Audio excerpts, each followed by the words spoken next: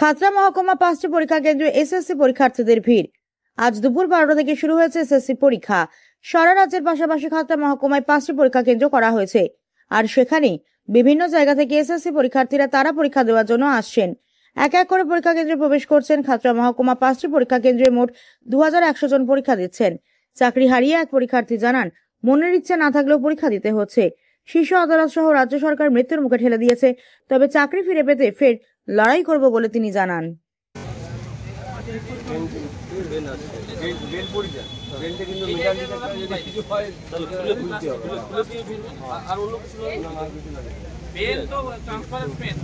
আর আপনার এই ধরা পড়ে যায় তাহলে কিন্তু কিছু করার এই পেন চলবে না, এই পেন চলবে না। রাখুন ভাই,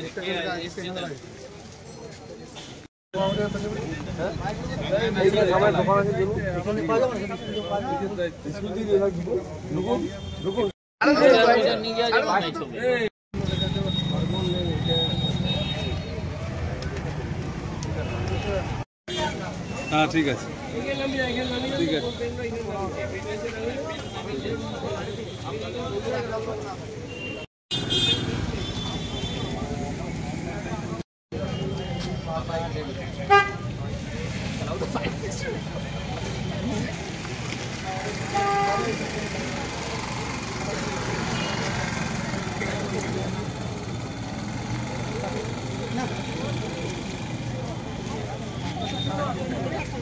সামনে নোংরা আছে, সামনেটা নোংরা আছে। রাস্তা ছাড়ুন, রাস্তা ছাড়ুন, সাইডে দাঁড়ান, বাইরে বাইরে যান, বাইরে রাস্তা শুনুন। ঠিক আছে, রাস্তা সরে যান। ওই যান দাঁড়ান।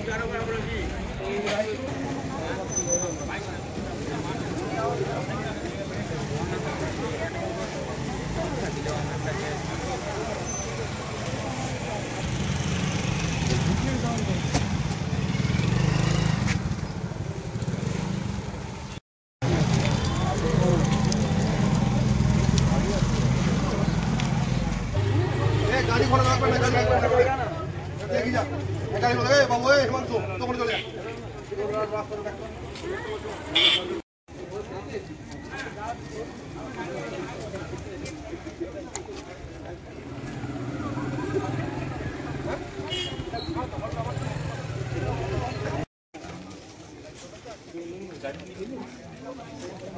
পরীক্ষা দেবেন?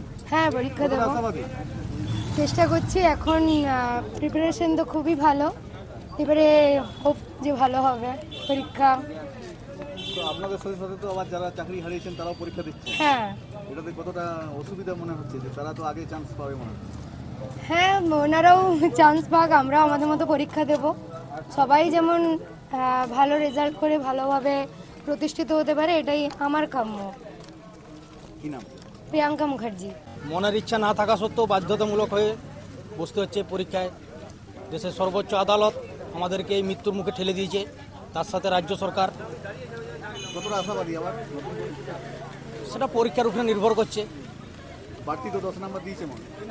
সেটা তো আমাদের শুধু 2016-র জন্য না, ওভারঅল সমস্ত টিচারদের জন্য তো এক্সপিরিয়েন্সের নাম্বার আছে। তো 9 বছর পর আবার ছাত্রর আসন।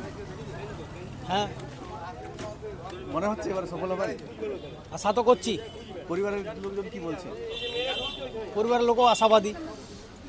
যদিও আমরা আবার লড়াই লড়বো সুপ্রিম কোর্টে, আবার উচ্চতর বেঞ্চে যাব, ইউরিটি পিটিশন করব, দাখিল করব, তা না হলে সাংবিধানিক বেঞ্চে যাব।